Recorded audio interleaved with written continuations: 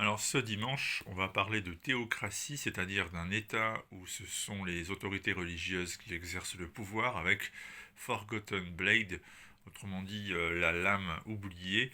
C'est un ouvrage qui est écrit par Tse Shun, également l'un des cofondateurs du studio TKO, et dessiné par Tony Fejzula, qui est un artiste d'origine serbe, espagnol, qu'on adore, qu'on considère vraiment comme un des tout meilleurs actuels. Alors c'est pas forcément le nom qui revient le plus souvent sur toutes les lèvres, mais si vous ne le connaissez toujours pas, il va falloir que vous remédiez. Ben, vous le voyez dès maintenant là avec les premières images que je vous montre, c'est absolument magnifique. Alors Forgotten Blade, c'est sorti chez TKO, donc maison d'édition américaine récente qui propose des choses diverses et variées. Il n'y a pas vraiment de ligne directrice générale, si ce n'est de la très bonne science-fiction.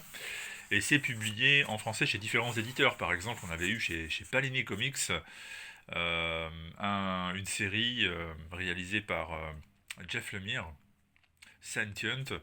Et là, nous avons chez Ankama, donc le Forgotten Blade de Zejun et Fejzula. Alors, l'histoire est simple, hein. Le type que vous voyez là maintenant, en fait, s'appelle Rouza le Crasseux. Alors, c'est un surnom qui n'est pas très ragoûtant.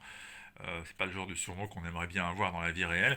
C'est un guerrier, il est persuadé d'être le meilleur guerrier de la terre où il habite, c'est-à-dire une espèce de grand royaume traversé par 5 rivières, et il aimerait bien finalement avoir un défi à la hauteur de sa réputation, sauf qu'il n'en trouve pas, jusqu'au jour où il va être contacté par une certaine Noah qui est en quête de vengeance, vengeance pour la mort de ses enfants, et qui décide donc de s'en prendre au pouvoir en place.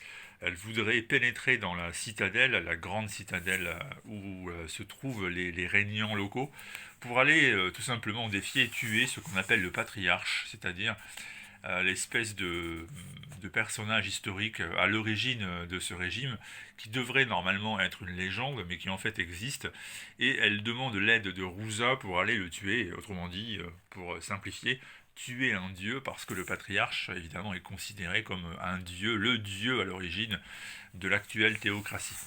Bref, pour Rouza, bah, la nouvelle est plutôt alléchante. L'idée d'aller tuer un dieu quand on est persuadé d'être le plus grand guerrier du royaume, c'est un défi à la hauteur et il va tenter de le relever tout simplement, sachant qu'il a une arme avec lui qui est particulièrement efficace et dont on connaîtra finalement les origines et la puissance uniquement en cours de route. C'est un des enjeux de cet album et c'est forcément cette fameuse lame qui donne son titre à la série, à cette mini-série qui donc est produite par TKO et traduite en VF chez Ankama, publiée intégralement. C'est un volume unique.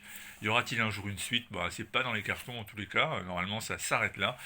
Et ma foi, c'est de la bonne science-fiction avec, je répète, un Fejzula qui est en très très grande forme. Alors, chaque album, il modifie légèrement son style, mais ça reste tout de même, au bout du compte, euh, assez facilement identifiable. Et là, il nous donne une véritable leçon, non seulement de mise en page, mais dans la gestion des formes, de la profondeur. Il y a des splash pages extrêmement impressionnantes avec des architectures audacieuses. Chaque vignette, en réalité, a des fonds de cases inventifs, dingues, hyper détaillés. Et c'est très beau. C'est très beau et en même temps indéfinissable. C'est vraiment le style de Tony Fejula, c'est-à-dire on n'arrive pas à le résumer, on n'arrive pas à se contenter de quelques adjectifs, il faut se plonger dans son œuvre et admirer sa maîtrise pour vraiment comprendre ce que j'essaie de vous dire et de vous communiquer là en ce moment. On a failli avoir Tony Fejula en dédicace ce week-end à Nice, on était tout content de le retrouver. C'était pas la première fois qu'il vient nous rendre visite et j'espère que c'est pas la dernière, mais vous le savez, il y a actuellement pas mal de grèves en France et les trains hier n'ont pas permis à l'événement d'avoir lieu.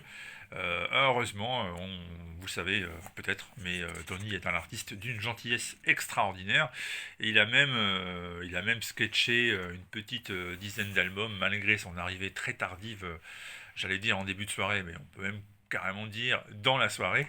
Et il a trouvé le temps de sketcher les albums pour ceux qui étaient tout de même passés chez les Fictionautes, comic shop de référence du sud-est de la France à Nice, pour finalement que les clients aient leur exemplaire dédicacé. Alors, On ne peut que le remercier encore une fois, il a été exceptionnel. Gentillesse et classe et talent sont au même niveau chez Tony Fejula. Et j'espère qu'on le reverra très très vite parce que c'est un artiste qu'on adore. C'est vraiment quelqu'un que je considère aujourd'hui comme un ami et je répète, il est très très très très doué. Si vous ne connaissez pas, alors bien sûr, vous pourrez me faire le reproche que je ne suis pas très, on va dire, impartial, mais tentez vraiment de découvrir. Tentez parce que c'est très très beau, ça le mérite vraiment et cet album il est très bon tout simplement. Donc n'hésitez pas, c'est disponible chez Ankama dans un très grand format, enfin très grand, dans un grand format, plus grand que le format comic book traditionnel, avec une couverture rigide, ultra rigide, hein, à l'épreuve des balles. C'est vraiment quelque chose de très sérieux. Ankama fait des belles éditions et cette fois encore, ça ne se dément pas. L'édition est vraiment vraiment jolie. Bref, Forgotten Blade de Tsechun Tony Fejula disponible chez Ankama et c'est une version française de ce qui a été proposé chez TKO récemment. Allez-y, allez-y, allez-y, allez-y. Et je le répète encore une fois, c'est très original. Allez-y.